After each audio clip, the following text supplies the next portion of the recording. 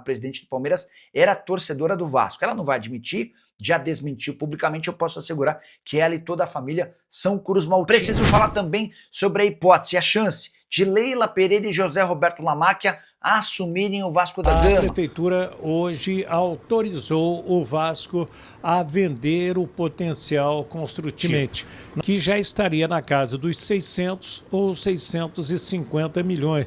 Um empréstimo acertado, ainda não aprovado, porque precisa da homologação da Justiça, no valor de 80 milhões de reais, feito esse empréstimo pela Crefisa. Fortalece o nosso trabalho maravilhosamente bem e vai nos ajudar a continuar crescendo e fazendo vídeos importantes por aqui. Pode ser? Então, roda a vinheta. Vindo Leila Pereira e Vasco da Gama, muita gente acreditando que a presidente do Palmeiras vai comprar a SAF do Vasco. E essa impressão se dá pelo empréstimo de 80 milhões de reais feito pela Crefisa ao Vasco da Gama. Importante registrar que esse empréstimo acontece depois de o Vasco consultar 60 instituições financeiras. E a Crefisa foi a escolhida por oferecer as melhores condições. O Vasco vai ter um ano para começar a fazer o pagamento desse empréstimo, os juros de CDI mais 7%, essa foi a condição do acordo, mas tem uma coisa que chamou bastante atenção. Por conta desses 80 milhões de reais de empréstimo, a Crefisa tem até junho de 2026 o poder de dar aval ou não a um eventual comprador da SAF vascaína. Pedrinho disse que não está muito preocupado com essa questão, porque ele entende que nesse processo de reformulação do Vasco, de saneamento das contas, dificilmente vai haver um negócio perto de fechar até junho do ano que vem. A expectativa do Pedrinho é de que o Vasco vá se acertando de dentro para fora e se torne um clube mais interessante para possíveis investidores a partir da metade do ano que vem, o que não impediria isso, esse tempo que há de necessidade, não faria com que o Vasco perdesse eventuais negócios em caso de propostas. Mas muita gente que lembra da história entre José Roberto Lamáquia, o marido da Leila Pereira, e o Pedrinho, imagina que esse pode ser o primeiro passo para que o clube seja comprado. O Lamáquia foi um apoiador importante da campanha do Pedrinho enquanto candidato à presidência. Na oportunidade, ele especulou a possibilidade de compra da SAF do Vasco e desistiu por conta da pressão de conselheiros palmeirenses. O Lamáquia é conselheiro do Palmeiras. Depois o Lamáquia prometeu, ainda quando o Pedrinho era candidato, que compraria os name rights do estádio. Essa ideia acabou sendo abolida também. E diante desse cenário dá para dizer até que o Pedrinho ficou bastante frustrado com o Lamáquia e com a Leila, porque imaginava ter um apoio que não foi confirmado assim que ele tomou posse. Esse empréstimo de 80 milhões de reais é uma reaproximação, é uma retomada nas relações. Eu não descartaria que mais para frente Leila Pereira e José Roberto Lamáquia pudessem ter alguma relação mais efetiva com o Cruz Maltino, mas isso só deve acontecer depois de dezembro de 2027, quando a Leila deixa de ser presidente do Palmeiras, se ela e o marido levarem adiante qualquer relação comercial mais séria do que esse empréstimo feito ao Cruz Maltino, você pode ter certeza que a pressão sobre ela e seu marido no Palmeiras será gigante, sem precedentes. É importante lembrar ainda que a Leila Pereira, antes de se tornar presidente do Palmeiras, era torcedora do Vasco. Ela não vai admitir, já desmentiu publicamente, eu posso assegurar que ela e toda a família são Cruz Maltinos. Só que ela se casou com um Lamáquia palmeirense fanático, passou a acompanhar o Palmeiras, primeiro virou a patrocinadora do clube, esse patrocínio se tornou um patrocínio master e a Leila se tornou, a partir daí, alguém importante na vida política alviverde. Só para arrematar, não faz parte dos sonhos da Leila ser dona da SAF do Vasco. O próximo passo, assim que deixar o Palmeiras, é assumir um papel de protagonismo na CBF ou numa liga que pode ser formada juntando todos os clubes de futebol. Hoje saiu a notícia dada pelo GE de que o Vasco acertou e a Crefisa foi a vencedora do processo para a liberação de um empréstimo no valor de 80 milhões de reais, empréstimo esse já indicado lá atrás, quando o Vasco, planificando a sua temporada na projeção financeira, viu que teria um déficit na reta final. Tanto é que o administrador judicial, vocês lembram que eu falei aqui, apontou uma erosão, né, orçamentária e tal nas contas do Vasco, que em março estava com 59 milhões de reais e agora a conta no mês de setembro tinha batido 17 milhões. Claro que há um decréscimo, e aí é uma preocupação.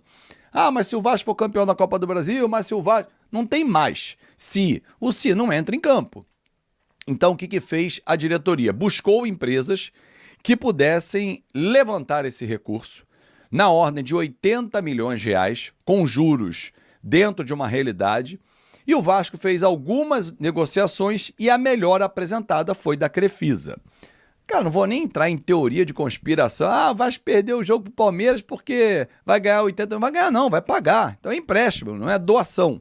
Então, gente, nem leve a sério isso se alguém falar isso pra você. Não, o Vasco se vendeu. Esquece. Isso aí nem pode entrar em cogitação. Mas vamos falar sobre os fatos, né? Porque, além dessa teoria, que é uma idiotice por completo, começou a circular uma verdade absoluta de que a Crefisa tem poder de veto, caso mude a relação societária. Ou seja, hoje o Vasco está brigando contra a 777, se obtiver êxito, seja na Câmara da Fundação Getúlio Vargas, de arbitragem, ou na Justiça, porque as duas ações seguem, o Vasco pode retomar as ações e aí negociá-las. Mas hoje quem comanda o Vasco, comanda a SAF, é o Vasco. Então, assim, não há poder de veto. Procurei a diretoria do Vasco, o que me foi informado foi o seguinte: não há poder de veto nenhum. Pelo contrário, inclusive, a juíza tem que também tomar ciência de qualquer movimentação societária. Agora, o credor tem todo o direito, até para estabelecer cada vez mais uma relação de credibilidade com a sua fonte pagadora, no caso Crefisa e Vasco da Gama, precisa necessariamente ter essa relação trocada. Então, não há nenhum veto da Crefisa, não tem nenhum termo no contrato, pelo menos foi o que foi informado para mim. E com essa questão do estádio São Januário, né? Eu quero trazer uma linguagem bem popular para o torcedor entender o que está se passando, o que foi feito. A prefeitura hoje autorizou o Vasco a vender o potencial construtivo. Nas fases anteriores foi visto se realmente tinha essa capacidade, o que a prefeitura poderia dar, né, em termos de troca para o potencial construtivo do Vasco. Faltavam documentos, faltavam certidões e agora está tudo bacana. E, inclusive, a gente trouxe vídeos anteriores a respeito deste termo. E hoje o prefeito Eduardo Paes, na companhia do presidente Pedrinho, assinou e o Vasco agora pode vender o potencial construtivo. As informações que algumas empresas estão interessadas, uma mais próxima, ela ganhou prazo até o dia 12 de dezembro, algo assim que eu vi no GE, se não me engano. Agora, o potencial que se fala de 500 milhões, hoje não daria mais para construir o estádio. Eu trouxe essa matéria com o vereador Pedro Duarte recentemente, que já estaria na casa dos 600 ou 650 milhões. Mas o Wellington, por que aumentou tudo isso? Simples, inflação, a questão do dólar, o material que é importado. Então você tem preço de cimento, de ferro, de uma série de coisas que aumenta, e daquela maquete, daquele projeto de 500 milhões, esses valores vão sendo reajustados e hoje estaria na casa aí dos 600, 650 milhões. Uma outra coisa que é importante a gente passar: esse dinheiro que vai entrar para essa empresa que foi constituída só para construir São Januário. Então, deixa eu chutar aqui, vamos supor que sejam 500 milhões, né, que é o mínimo.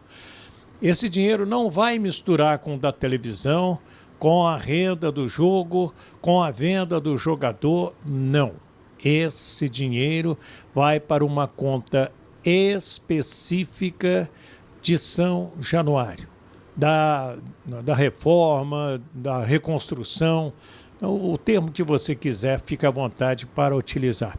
Então, o Vasco pode pegar esse dinheiro e pagar o fulaninho Não. O Vasco pode pegar esse dinheiro e contratar o fulano? Também não. Esse dinheiro, repito, é uma empresa exclusiva para tratar de São Januário, certo? Então, isso aí é muito importante que fique claro, porque vai ter gente pensando, não, o Vasco arrumou 500 milhões e por que não contrata um bom zagueiro, por que não traz um atacante, por que não faz isso, não faz aquilo?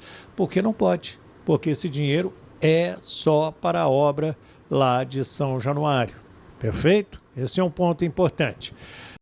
Vasco 24 Horas News, se inscrevam, curte, compartilha com seus amigos e não esquece de clicar no sininho para você receber mais informações.